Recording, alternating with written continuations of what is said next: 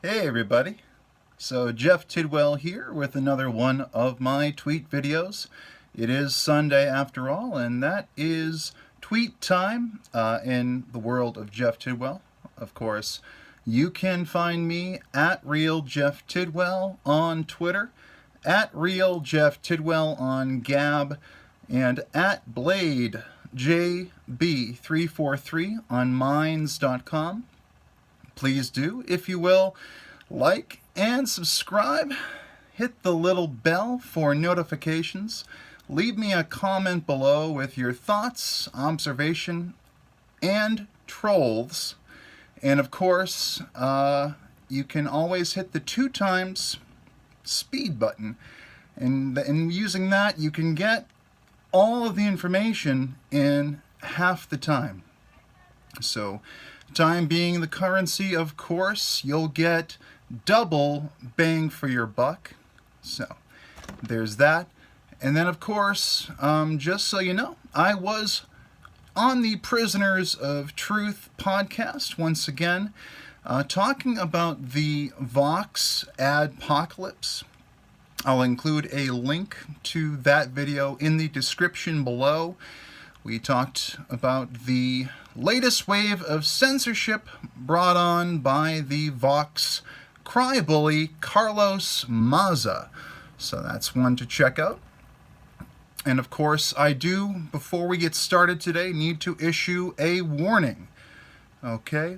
Heed the New York Times when they say that this video could radicalize you into independent thought. So I warn you right now, if you don't want to be radicalized into any form of independent thought, if you have no agency whatsoever, best turn away now. Otherwise, come on in, and thank you for watching. So we have our first tweet of the day. We're going back to October 2018, and the first thing we're going to talk about was a top subject back then, the 2018 midterms. But this also, as much of my commentary does, applies to 2020 and beyond. So definitely look at it in that context, and we'll go into that as well.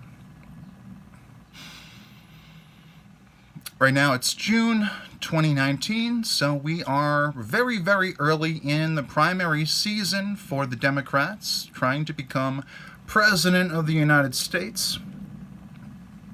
But back in 2018, I asked this question regarding the midterms. How many teenagers are voting for the first time in 2018? Or you could say 2020. What are their values? How many are children of Republicans, Democrats, Independents, Green, or Libertarian parties? Which is a great question. I'm not sure if we'll be able to answer it in today's video, but it's one to ponder over. What are the values of the average 18-year-old or 16-year-old or anybody that might be voting for the first time in 2020? What is the trend? What is the paradigm that they are a part of? Of course, love him or hate him, Trump is arguably the most exciting and successful president of the United States yet. So what is his impact on the 2020 election and the younger voters that may be going more on optics, or maybe they have more information? They are, after all, the first generation born when the internet was already up and running. So they're already used to the flow of information coming from social media, coming from across the web, in forums, news, and then you have the entire Hollywood, the media apparatus, the news networks such as CNN and Fox News. You have all this, but where are young people getting their information? I have some ideas, but please do leave me a comment below if you have any of your own on this topic. We can talk it out and figure out what the kids are into. But Trump is a provocative, some would call him childish. Well, in terms of the way that he banters on Twitter, and he uses very persuasive, very catchy nicknames for his opponents. The way that he brings a sort of pro-wrestling Howard Stern show mentality to politics. Kind of a bit of a renegade. Now, whether you believe that his policies make him more of a renegade or more of just a neocon, for example, or whatever label you'd like to throw on some of his actions as they pertain to foreign policy or domestic policy, he is a very exciting character. He's not inside the box. Okay? He is somebody that acts with unpredictability as a major factor in his presentation. You really never know quite what he's going to do. Oh, you know how people are going to respond. That's pretty predictable now.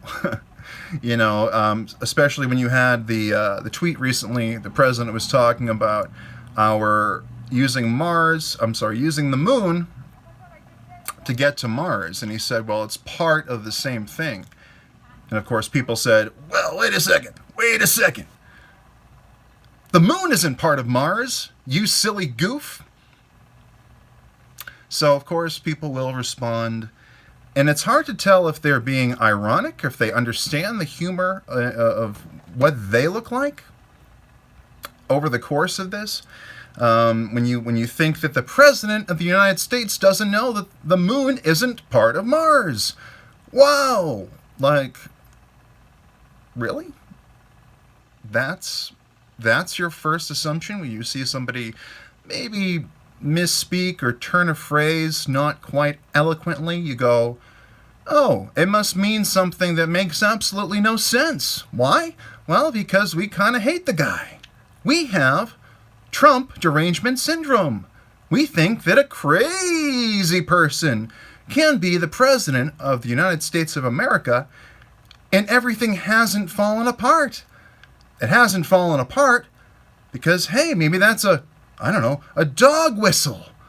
It's a dog whistle to people that because he's crazy, things don't fall apart. Doesn't make any sense. No, it doesn't. So Trump is a very successful president in terms of domestic and foreign policy. There's definitely room for improvement, of course. I think most would agree on the right or the left. But, you know, Trump hasn't destroyed the world. In fact, things are generally going better than they were before. But he's, like I said, he's a character. He's an entertainer. His rallies are essentially stand-up comedy. About 70% stand-up comedy and about 25 to 30% rote policy, speeches, political speech, the kind that somebody like Barack Obama would give. And give very well and very eloquently, showing just how qualified and professional that he is. Obama is one of the greatest orators I can think of, in fact, and he was our president, and I voted for him twice. Of course, I was younger, and I'm not sure I would have done the same thing given other choices. Of course, I would not have voted. Let me get this straight here for the viewers. I would not have voted for John McCain or Mitt Romney. As similar as Mitt Romney is to Barack Obama in terms of many of the policies and the general sort of neoliberal, warmongering kind of character, and of course, Romney Care basically became Obamacare. They have a lot of similarities between them. Still wouldn't have voted for Romney. So what makes an exciting, in this day and age where we clearly have an entertainer for a president and he's changed the game forever, like nobody in the future is going to be able to get by being boring. So who do we have? Well, let's start with Joe Biden. Sleepy Joe. And of course, he's your stroke-prone grandpa who is dynastic, has been around forever, and has never really been a contender as a presidential nominee before, as a candidate before. He's always fallen prey to other more exciting figures, and it's happened year after year. It happened against Obama, and of course Obama was gracious enough. I'm not sure what favors were needed to be fulfilled, but Biden was the choice, and Biden served his 2 terms as vice president, of course, so he has the experience. But does he really have the game? Does he have the Twitter game? And can he keep his hands off of women and children for, 5 seconds? I'm not sure. If you were to call this a wrestling match, sort of put him in the ring with Donald Trump, it's really difficult to look at these 2 guys and see Joe Biden come out on top.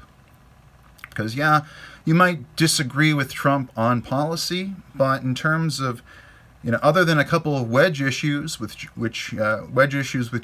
Joe has been jumping back and forth on, and is as dicey as my speech over the past 10 seconds, on issues such as abortion. Now, Joe has a good idea for nuclear power, but we're not talking about policy here. We're talking about optics. We're talking about cool. What do the teenagers want? Like, what makes somebody worth voting for somebody that's younger? I'm not sure if Joe Biden quite has it. He's got all the oldness of Trump, because Trump himself is about 72 or 73 years old. He's got all the old man qualities. And of course, if you believe in the modern religion of social justice, he is a white male, which are 2, I guess, what you would call oppressor groups, because of their being the majority in many cases, or being well represented. Of course, what is white privilege? It's a great question. If you know what white privilege is, leave me a comment below with your thoughts and observations on that. But, of course, that is if you are a believer in the dogma, if you are a disciple of the modern religion of social justice. I'm not sure if Joe Biden is really the kind of person that you'd want to give more power to. But I don't know how many of these younger folks, these teenagers, actually believe in that postmodern ideology. So, okay, so Joe Biden, all right, Joe Biden. We know who Joe Biden is. Then we have Kamala Harris, and hey, she's cool. She's super cool. I mean, she's so hip. She's heard Tupac songs, and Biggie songs from years, maybe almost a decade before they were released. So she's a time-traveling person with good music taste. She's so damn hip. She's too hip to quit. But other than that, I really don't know. I mean, what makes her really cool? Kamala Harris. Cool.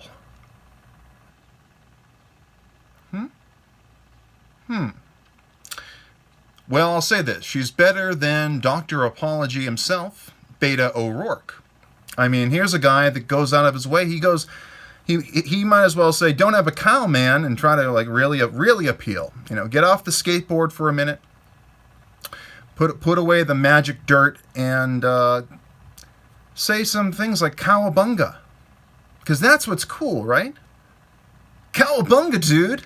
See, this video just got 3 more views and a whole lot more accolades because I said some phrases that are cool.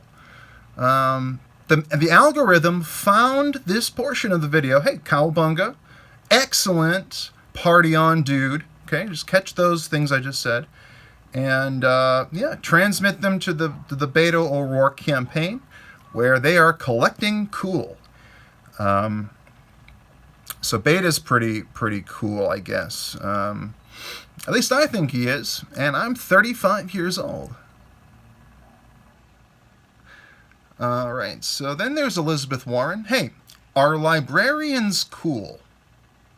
If you think librarians are cool, leave a comment below.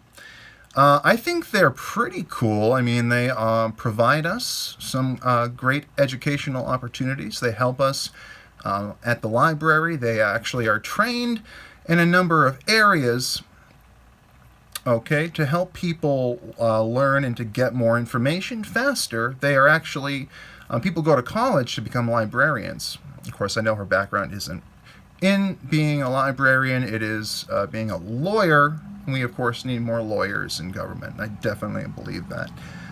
No.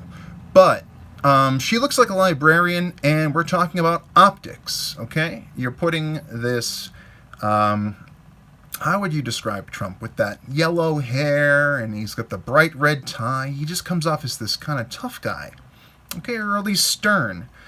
And then you have a librarian next to him, and you go, well, who would be better suited for sitting with Kim Jong-un and trying to end the North Korean conflict once and for all? I don't know. I'm not sure if that's what teenagers are thinking about, though. Excuse me. And then there's Bernie Sanders. And hey, what teenager can't relate to a 78-year-old socialist? I don't know. Now, Bernie does have youth appeal. Okay, so I want to say that Bernie has youth appeal. I think he might have had a bit more when he was kind of the maverick, the fresh face in 2016, 2015. I did support Bernie Sanders. But in 2020, I don't know if he has the actual, the cool appeal, the teenager appeal. I think that they might gravitate more to somebody that is a bit younger, like an Andrew Yang. So Andrew Yang kind of takes a lot of the same top-down economic philosophy as Bernie Sanders. However, Andrew Yang is actually an entrepreneur, so that changes his experience, his skill stack just a bit. And Bernie definitely has about a almost 40-year age difference with Andrew Yang. So I do think that in a world where Andrew Yang had more name recognition, he would do well. I do expect Bernie to do better than Yang, unfortunately. I think Yang tends to have a lot of what Bernie brings to the table, minus those intrusive identity politics that Bernie brings out, because he has to play the Democrat Party game. That is their constituency. That is their voting base. They are enraptured. They are excited by social justice and identity politics, intersectionality. And Andrew Yang recently came out and he said, you know, identity politics are not doing us any favors. Dividing people up doesn't do us any favors, putting them into groups and not judging them.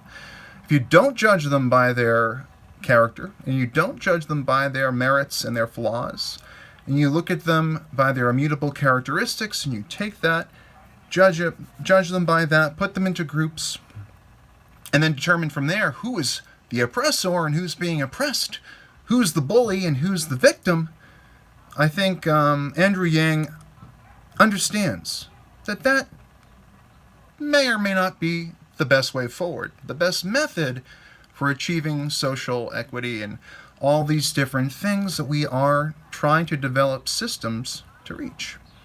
Okay, we want to reach those goals with solid systems. And I like Yang a lot. I also like Tulsi Gabbard. She has a great anti-war stance and a lot of the same policies as Bernie, okay, and Warren. So there's a lot of crossover in terms of general policy ideas with Gabbard. But she also has a strong voice with free speech and for Julian Assange and WikiLeaks, okay, and she's against the Russiagate hoax, okay. She is a truth teller in that regard. She looks at it as a situation that the Democrats should move on from. They should get out of Russia. Russia, Russia, Russia. And Tulsi understands that. Now, Andrew Yang is cool because he had the Yang Gang meme. Okay, lots of people put the pink hat and asked, where is their $1,000? Where my 1,000? Where my 1,000? So there was this sort of subversive youth appeal. The 4chan folks, the Reddit folks, the guys and gals on Twitter and other social media platforms were spreading Yang memes, you know. So in terms of memetics, Yang actually is pretty cool. Okay, he is a bit of a nerd, of course, and I'm one to talk. I'm uniquely qualified to spot a nerd. So definitely Yang had that bit of optic. And then, of course, Tulsi Gabbard, well, she's got her surfing and she's got her luau because she is from representing Hawaii. And, of course, she also was doing something recently, I think some kind of Hindu hymn or just, celebrating, she was singing a song. I can't remember the name of it. If you remember the name, leave a comment below, please. But Tulsi is definitely youthful. She's about 37 years old. And she doesn't really come off as very exciting. Neither does Yang, to be honest with you. None of these people really excite me, of course. Now, what does excite me is Cracked and Mad Magazine. Of course, I'm 35. So when I look at someone like Pete Buttigieg, or you could call him Alfred E. Newman, from Mad Magazine, I might like it, but I'm not sure if the teenagers of 2019 and 2020 actually read Mad Magazine. It's hard to imagine that. And then you go down the list of all the candidates that... Did I miss any of the important ones? Because the rest aren't very important. You have your Bill de Blasio. Well, Bill de Blasio's cool. Not. Okay, next. You have Kirsten Gillibrand. Who's that? You have Julian Castro. Who is that? You have there's a Delaney, and you have Marianne Williamson, who is cool, and she's a little more, I think she at least kind of understands the entertainment persuasion that you're going to need to become president, but I'm not sure if she's quite exciting enough. Like, she's no AOC in the attention-grabbing department, as it were. So, I can't say that anybody is quite as exciting as Trump, for better or for worse. When I say, that he acts childish, people think that there are people out there that want things to be very ordered and very formal and very polite, and they're very used to the presence of Obama. They're used to that sort of professorial president.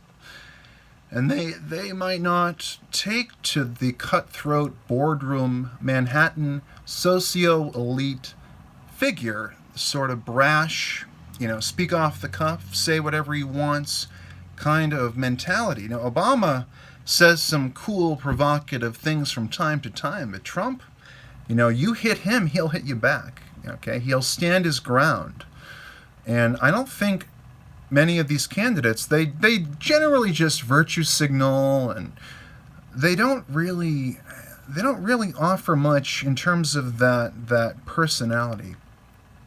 They try. I mean, Kirsten Gillibrand was sipping on some whiskey, which I thought was pretty cool. Definitely a step up from Elizabeth Warren's beer sipping.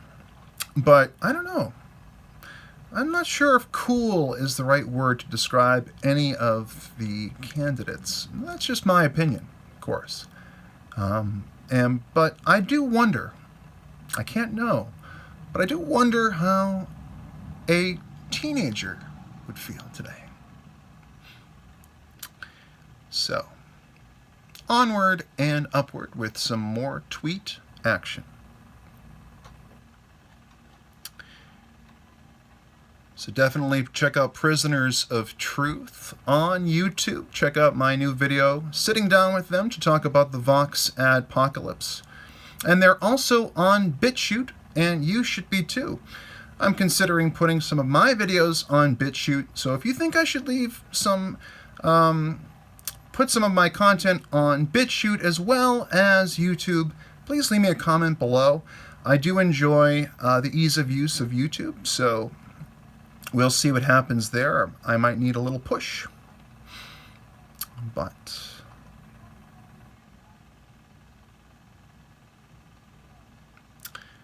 so let's talk about healthcare for a moment.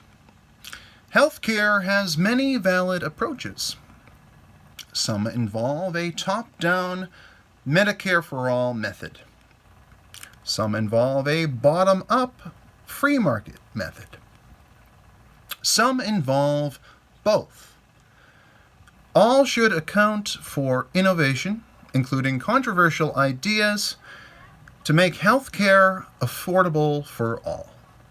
Let's A/B test. So that is, and of course I hashtag that, Right to Try, because we put in the Right to Try Act that lets people in the United States try experimental medication when they are nearing the end of their life, and it might be the only, it's a terminal or dire situation, and the only way forward is for them to at least attempt an experimental medication. The Right to Try lets them try that out. It may have negative impact on them, but they don't have much time, and they need a breakthrough. They need a breakthrough, so it's a cool thing that happened. So one of the main debates we're having right now, policy-wise, in the United States, and it will be a major campaign issue in 2020 for the presidential candidates, is your health care, your Medicare for all, which is something that AOC and the progressive Democrats, the Justice Democrats, the Bernie-crat left in the country are pushing as one of their primary goals.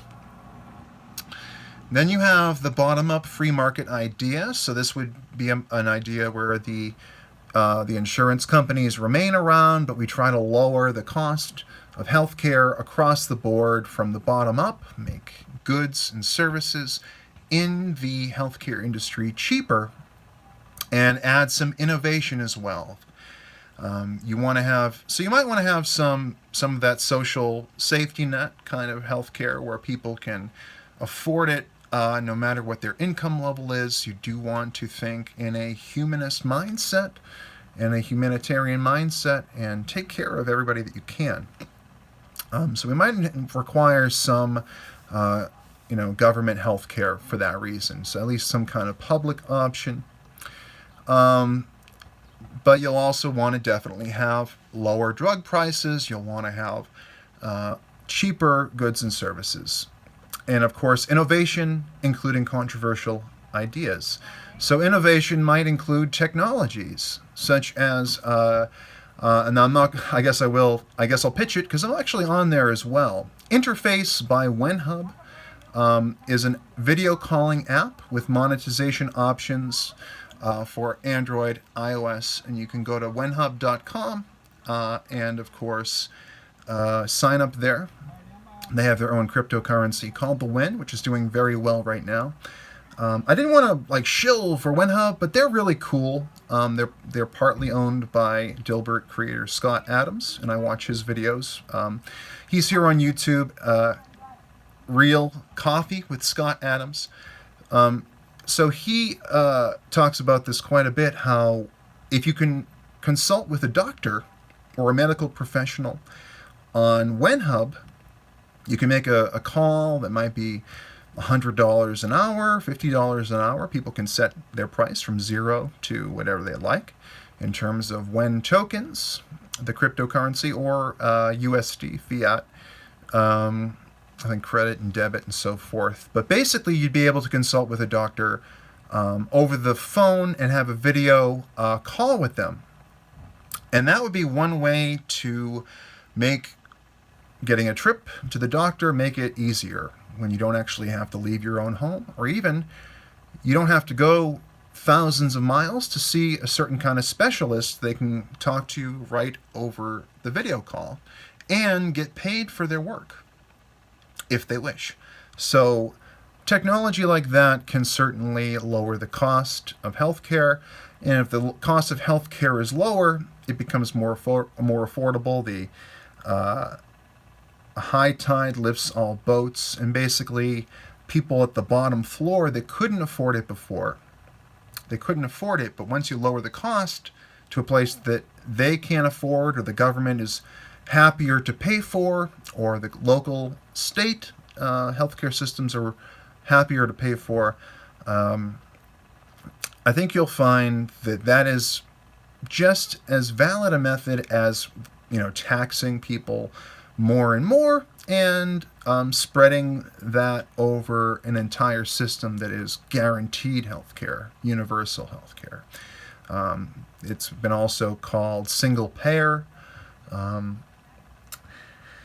So I like single-payer healthcare. I think, though, we should look for methods that don't involve major tax increases and don't involve potentially creating more government bureaucracy. Now, there is a strong possibility that it would cut down on the amount of paperwork, because you wouldn't have to deal with insurance companies anymore. You'd be dealing with one place. You'd know how much everything costs.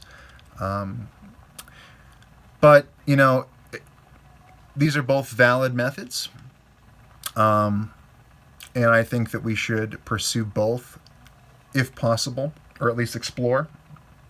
Maybe have, I think what it might turn out to be in the United States is it's probably pretty likely that the federal government will try to stay out of healthcare and leave it to the states that'll have their own individual liberty and be able to choose if they want to have state-sponsored healthcare, kind of like Massachusetts has Mass Health. So there's all different ways to handle that, but we do need to keep our eye on technology and the lowering costs of collecting blood samples, doing lab work, consultations with doctors through video calling and other similar methods. There are all these different ways, and I've only listed just a handful. So I just wanted to say that I am a bit agnostic. I'm not sure. I'd have to see a truly fleshed out approach, a truly fleshed out plan for Medicare for All before I could sign on to it. It's a beautiful idea. Other countries have had a good go of it, notably in Scandinavia with their socialized healthcare system. But I also do believe in the free market. I know the competition can drive down the cost of everything. So that's also a valid approach. We just have to make sure the insurance companies are kept fair, and they pay their claims, and they cover pre-existing conditions. Okay, I think that insurance companies can coexist with whatever system we create. If you want a different level of service. Oh my goodness, we have a cat. It's an outdoor cat. So sorry, only my cats are allowed to be on video here with me. We did have a video earlier where my cat Cindy actually jumped up. So hey, look for that. It's called Tweet. It was a fun video. So...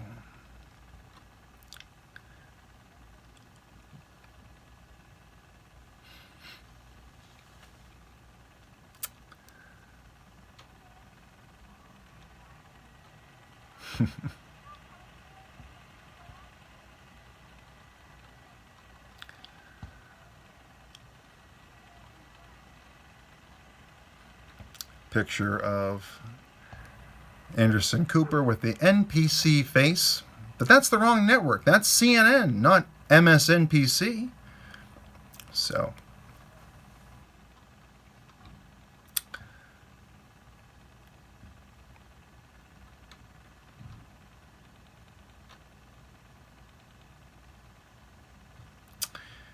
I do not wish to proselytize others to my political positions.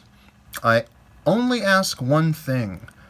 Please do not call me a bigot for preferring economic policies that keep me and my fellow Americans working at good jobs. Thank you.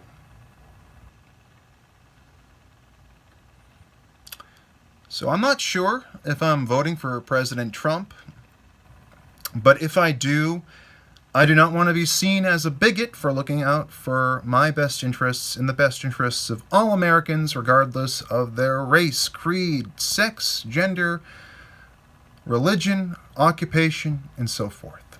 Okay, I don't look at people by their immutable characteristics. I look at their character, their merit, and their flaws, what they bring to the table, their words and their actions.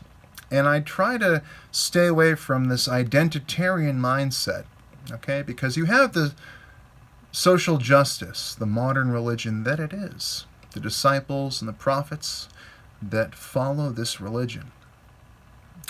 And then on the other side of identitarianism, you have your neo-Nazis and your supremacists, and really, same ideology, different demographics. I'm sorry, I should say it's actually different denominations of the modern religion of social justice. Okay, now social justice, of course, seeks to take power from the oppressor and give it to the oppressed. You want to bully the bullies and give to the perpetual victims. That's how they frame those in the minority, okay, in a majority-minority situation. I don't find it very empowering myself. That's why I'm agnostic. But, of course, your identitarian left, your identitarian right, it's all a big circle, okay? When you put people into groups and you prioritize viewing them by their group label and their group identity over their individual identity, you're doing humanity a disservice. So, I don't want to bring anybody to my political position. I do want to talk about my political position and see if you agree or if you disagree, because we really, of course, never agree or disagree 100% with anything, including ourselves. Like, I don't always have a solid opinion. I have to sit on the fence because I don't have enough information. I don't have enough confirmation. So I like to be, entertaining and enlightening, but of course you may disagree with most of what I say, and please, if you do, or if I was wrong about anything in this video, leave a comment below and we can get to the bottom of it.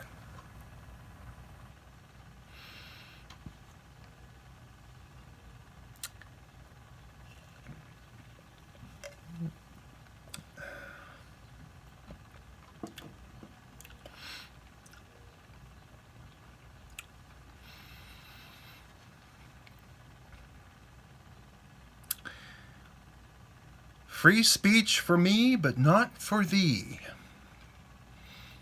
That tends to be the rallying call of a number of censorship disciples. They want to be able to speak as freely as they please, but those they disagree with must be silenced. I cannot abide by that. I am, I would say, atheistic on the modern religion that is censorship. I believe in an internet bill of rights. I think that we should be looking to make sure that all voices matter and all voices can be heard. And those that have less credibility can be, of course, looked at, shamed, I guess you could say. They need to be there. If you see someone that has hateful, evil ideology, if they're not in the public square, they can't be shamed, they can't be disproven, their arguments cannot be debunked if they're not present. They become more of a specter, a ghost, a boogeyman, if you get rid of them. And these bad people, the really bad people, I'm not talking about generic people that happen to be a little bit too far left or a little bit too far right for you. Okay, people outside of the narrow Overton window that you may have created for yourself and for others of acceptable thought. But if you get rid of them, they will collect. The ones that are really bad, not just those people that have interesting, economic, ideological views, or those that might be a bit more to either side of the political sphere than you. The really bad people that just want to incite violence, cause direct harm, dox, harass, of course, libel, slander, defame. These people, even them, they require a path to redemption. If they don't have that path, well, they see themselves as victims. They see themselves as justified, validated in their hatred, validated in their views. And we don't want to make them feel more credible that way. We want to be able to put them in broad daylight and point to them and point to where they're less credible, to point to where they're wrong. Okay, not just cast them aside and say, don't you look at that. Don't go to BitChute when YouTube bans historical content, deletes the past, erases history, as it were. Don't go look for absolute truth, okay? The way to absolute truth is censorship.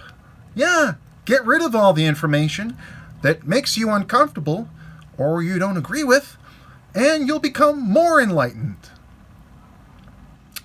Just saying it gets my blood boiling. So, not something that I need in summertime. It's hot enough already. Now, we don't want to exile every single person that we accuse of the construct that is hate speech. Okay? Hate speech doesn't exist. It can't be defined. Okay? It's a word used to dissuade you from having independent or critical thought. Okay? It's not defined. In one of the greatest speech documents we have on record, the First Amendment of the Constitution of the United States of America, hate speech is not defined.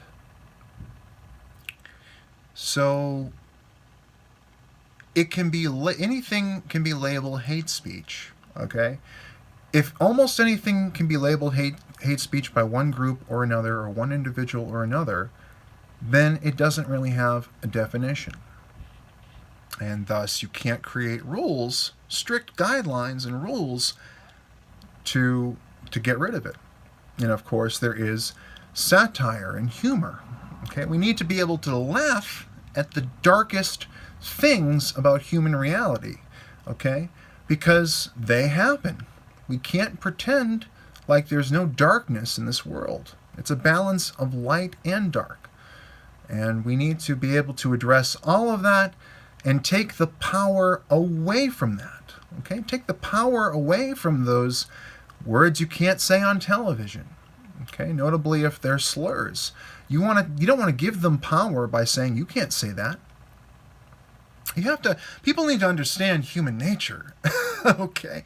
When you tell somebody they can't do something, what are they more likely to do? Right? They're more likely to want to do it. Now, if they get a little bit older, they grow up, they get more knowledge, they become more mature, they might know that rules exist for a reason. And we don't want to do those things because they may cause harm to ourselves and notably others. We don't want that. But as people, get older, sometimes they lose sight of what is actually happening, what the actual context is for some of this humor. It's like when people talk about it, how do we get Congress to come up with an Internet Bill of Rights? How do we get them to come up with antitrust and pro-privacy legislation to stop the tide of people in these major big tech companies like Facebook and Twitter and YouTube, Google, Apple from destroying the First and Fourth Amendments in the digital realm? Like, how do we get these people to do that? When a lot of them are 80, 70, 60 years old, they don't really understand internet culture. They're going on what they understand from their assistants, their grandchildren, and so forth. Like, how do we get to it? So I think it is important to engage the younger people. and to get them involved in politics, because they might have insights on these things that fly right over the head of your average 40 or 50-year-old even. Okay? I know the millennial generation and Generation X is very engaged on the internet, but I think that we don't understand. Not every person can just look at anything and understand immediately. I get this. Oh, I understand this. Face value, perfect. I understand the whole thing. There are so many different viewpoints, so many different senses of humor, so many inside jokes. I have the things my friends, I don't even understand what they're saying. Half the things they say are just incomprehensible meme speak. I'm like, what? I don't understand it. But, now imagine being 20 years older than I am. I mean, I grew up with AOL and CompuServe, and I remember 14.4K modems, and then we upgraded to 28.8, and then 56K dial-up. You can play Quake 2 and have a 300 ping. Oh my God, man. That's Nirvana. And that was Nirvana at the time. And then we got broadband. Oh my God. Kids today have it so good. Like, I got broadband in like the year 2000. And there are people that are almost old enough to drink now. People that will be voting in 2020 that have never known a world without broadband. And it's a whole new world, and that's why there's so much information, there's so much to learn. We need to be free. We need to have free speech, and we need to avoid the profits of censorship and be able to explore the world, the digital world, our own world history, explore the metaphysical, explore the philosophical world. So I say, let's be pro-information. Let's not censor people. Let's give them the tools to protect themselves and their children from offensive ideas, offensive content. They can always mute, block, configure their channel, their YouTube, their whatever they're using to, stay away from the content that they don't like. Okay? We have those options, but you can't take the entire content creator offline and marginalize them. Okay? You can't make them into a martyr. Okay? We need to focus on promoting information, trying to make sure we can educate people and make sure they hear. If you think that one side of the argument is wrong, you should be able to fully explore that with your child or by yourself or with whoever it is and say, look, here is this thing. And let me explain my side of it. This is that. What do you think, son? What do you think, daughter? Whatever it might be. But of course, as with traditional religion, modern religion, and the sort of devoutly secular version of indoctrination leads people into just, again, a lot of children, including myself, almost everybody is highly influenced, this is a scientific fact, by genetics in terms of their voting and their ideology and the way that they think about the world. A lot of it is influenced by genetics and by how their parents felt. So it is important for us to give as many options to our children as possible. So do not believe, I do not, in censorship and silence. I like to be loud. So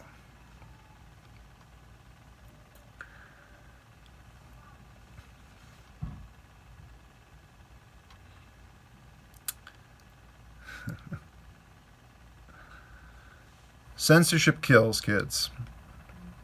Censorship kills.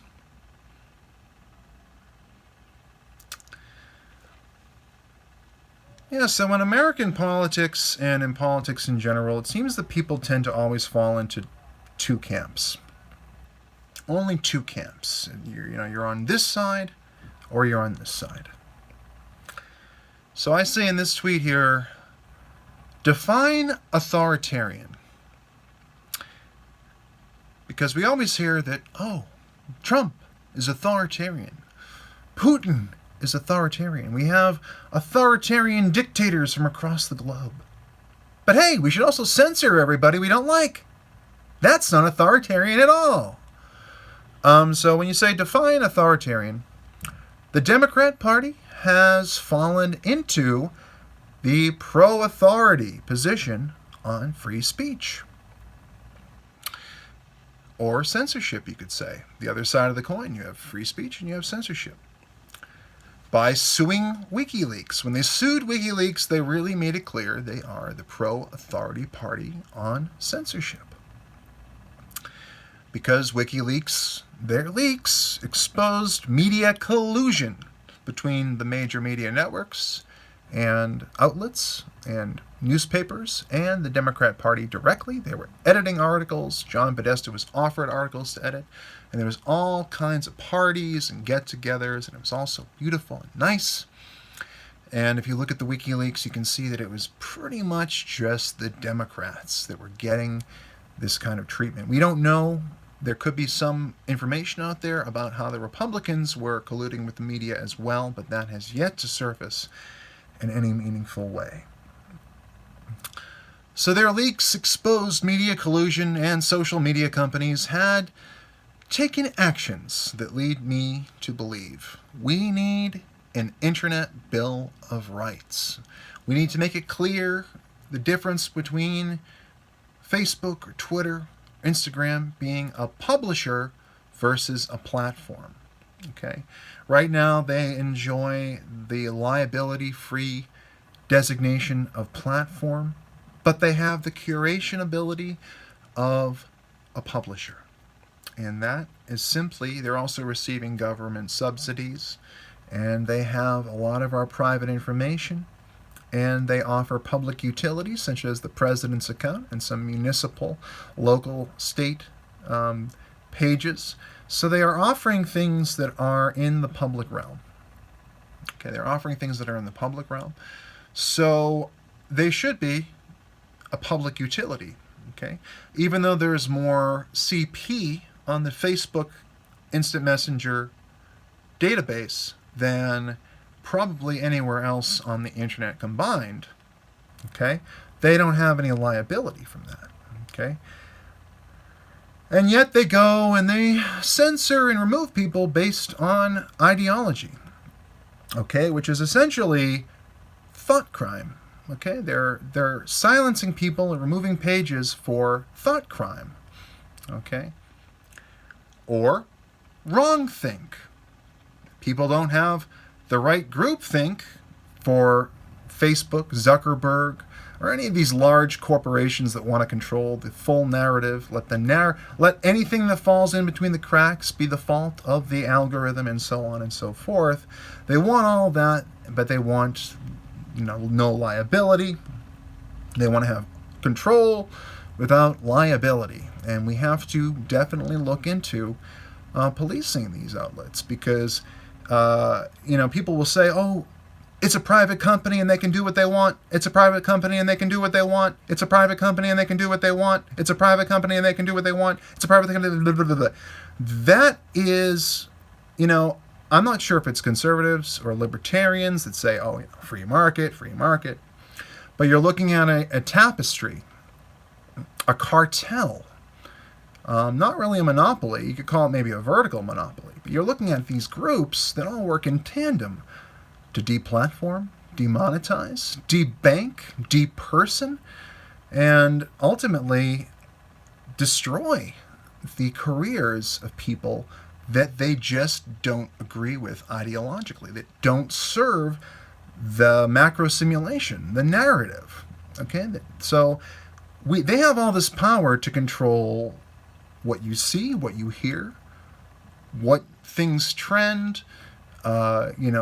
They have the ultimate ability to interfere or control elections, and then look and say, well, it's the algorithm. It was the algorithm. The algorithm spilled my coffee.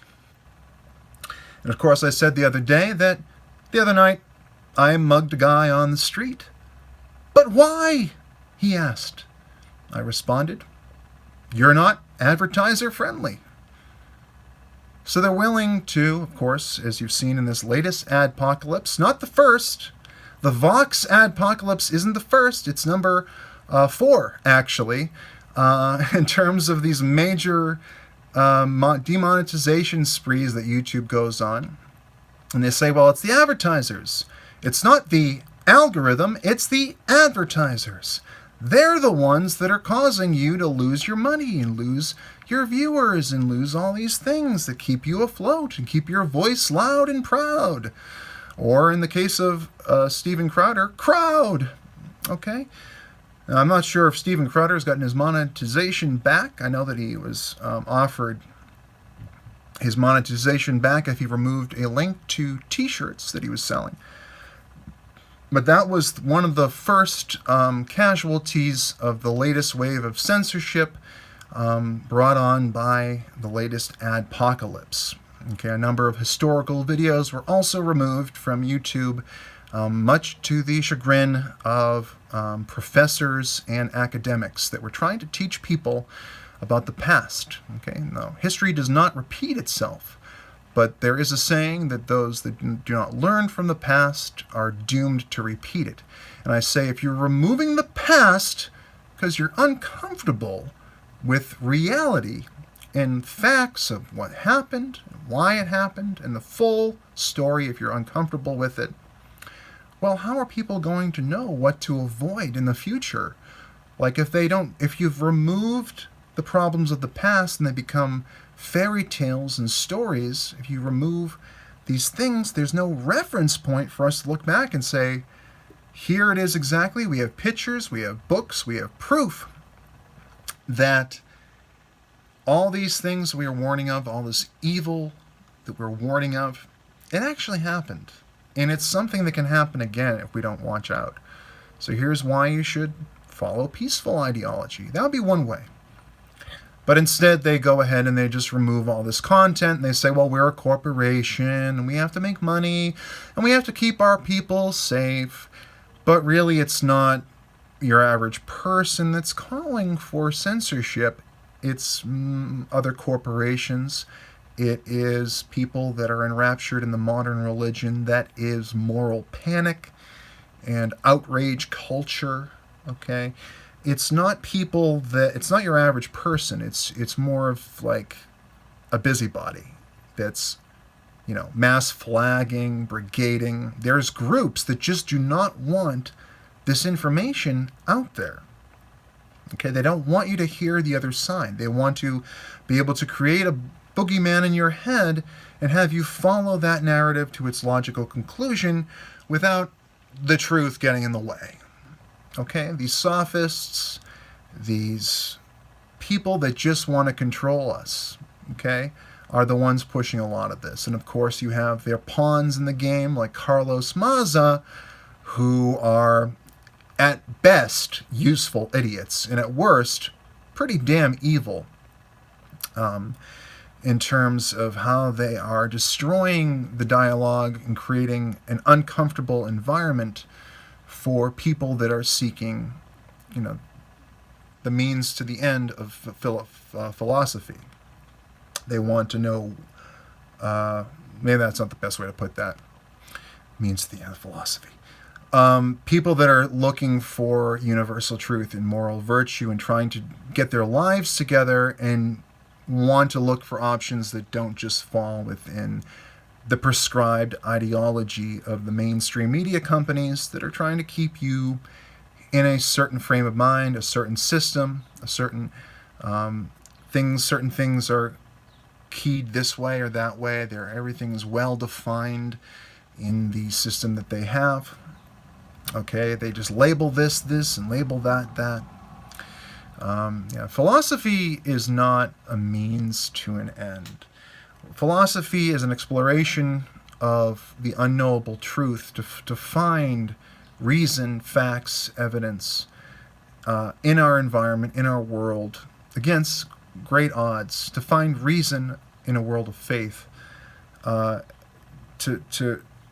to get to the bottom, to use the scientific method, to use the Socratic method, and answer as many questions about our reality and understand it as well as we can.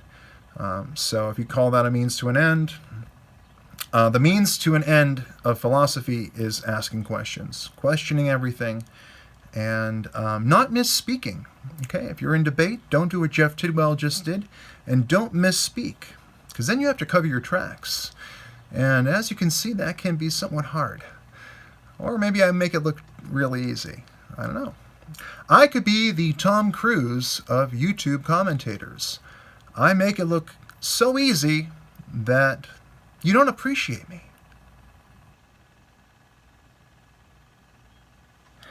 So, 2 more tweets for you today. And we'll make them a little quick.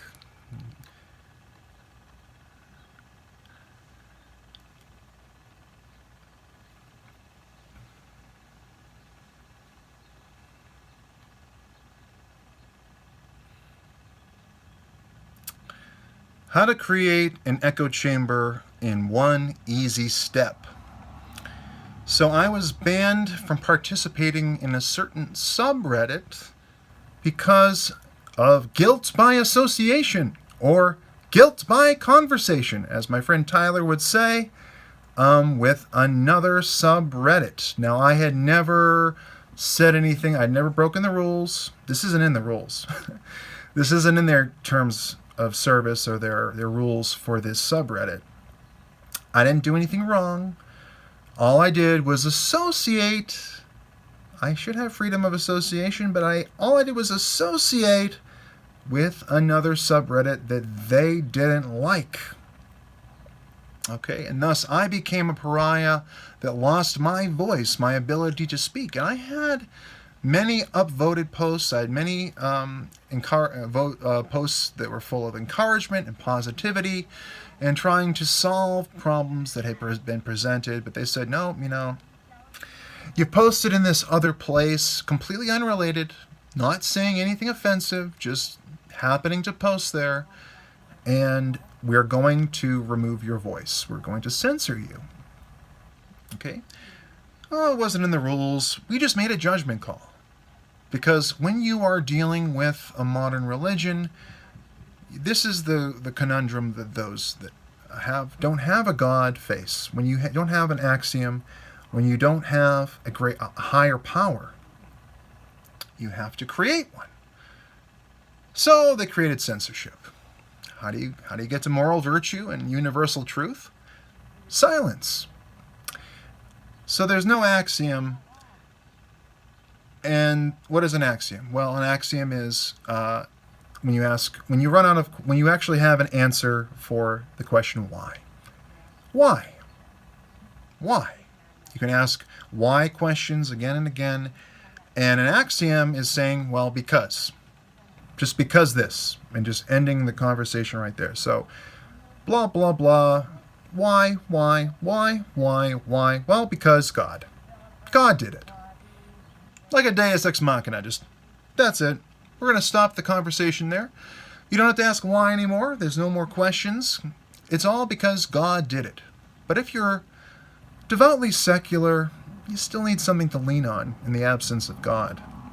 So censorship gives you the power to create the reality that you want to see, and that will bring everybody a higher sense of morality and higher truth, because you've gotten rid of all the stuff that's just, well, wrong.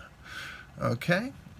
So creating an echo chamber in 1 easy step. Yeah. Saying you talked to the wrong person, you're out.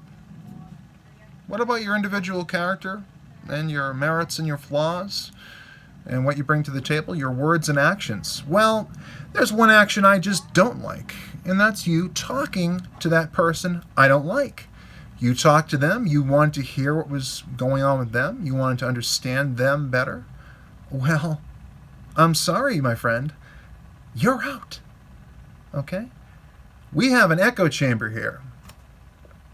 We're going to keep this thing going as long as we can with as much confirmation bias And we'll use cognitive dissonance to push you away. We'll just make sure all the ideas we don't agree with or that seem interesting or radical bounce right off of us, and we don't have to worry about ever being open-minded or being able to change our minds with new information. We'll just make sure the new information stays away. New information, stay away.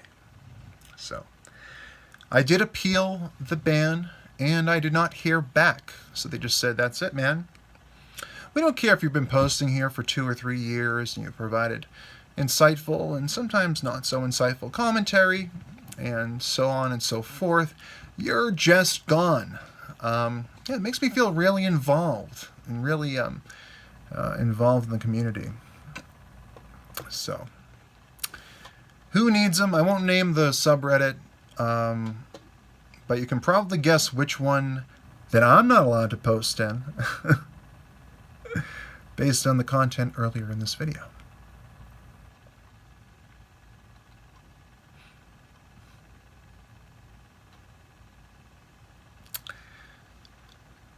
So, more about Trump here. For my final tweet today, this is on Trump negatively influencing children with his rhetoric. The principles of standing up for yourself and not backing down to peer pressure are vital for us to teach young minds.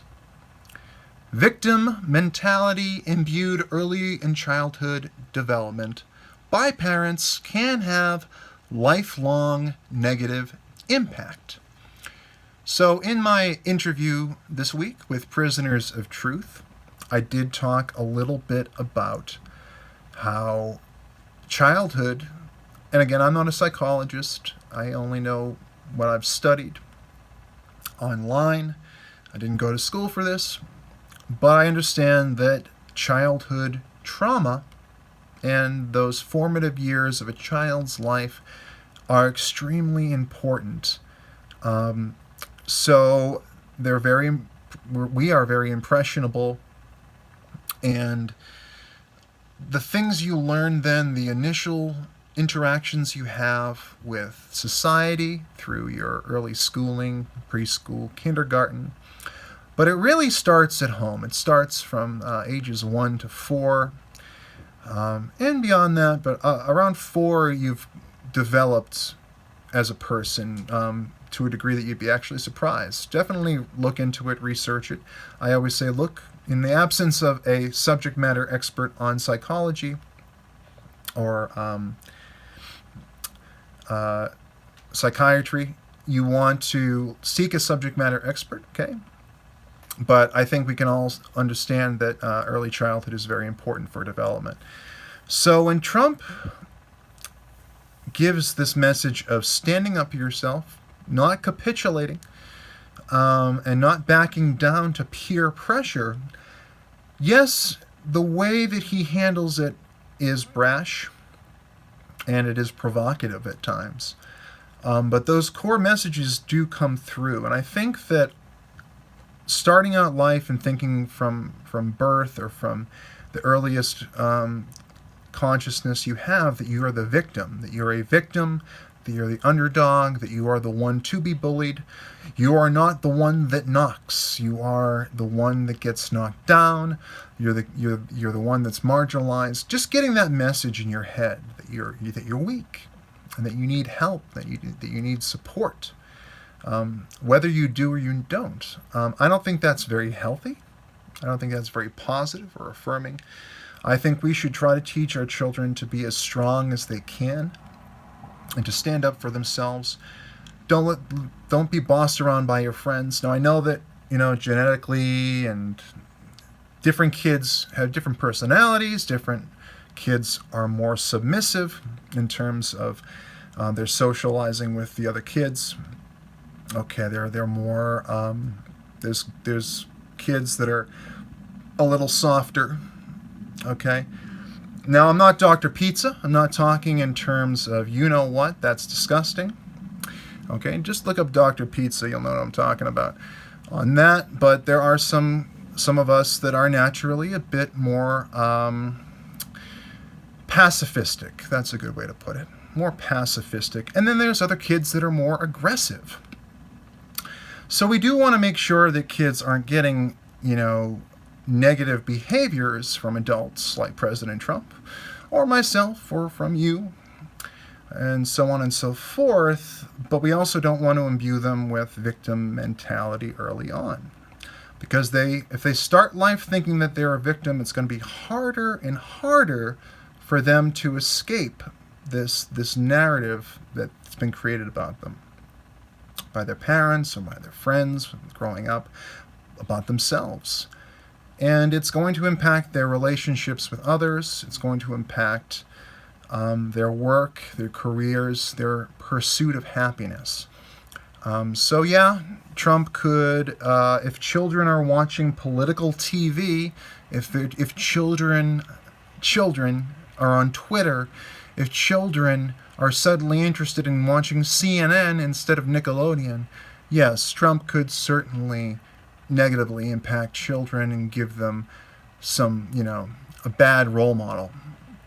But in terms of the messages that he delivers through his leading by example, his actions, and his words, those principles of standing up for yourself and not backing down to peer pressure are virtuous indeed. So I do hope you enjoyed the video. Thank you for watching.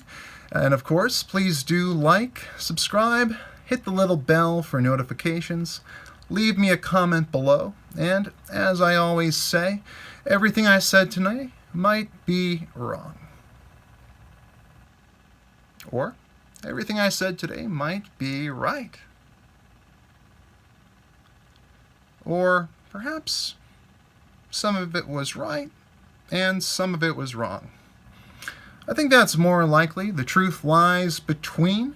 It is unknowable, but we have to calculate it from all kinds of information sources on the left and the right.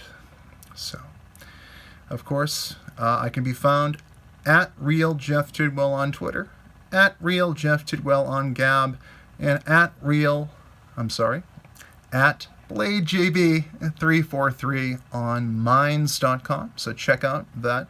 Minds and Gab are free speech platforms, and I do recommend them in case you're looking to get away from a private company and go into the free market and find an alternative to Twitter or Facebook. So thank you again for watching, and I hope you have a great night.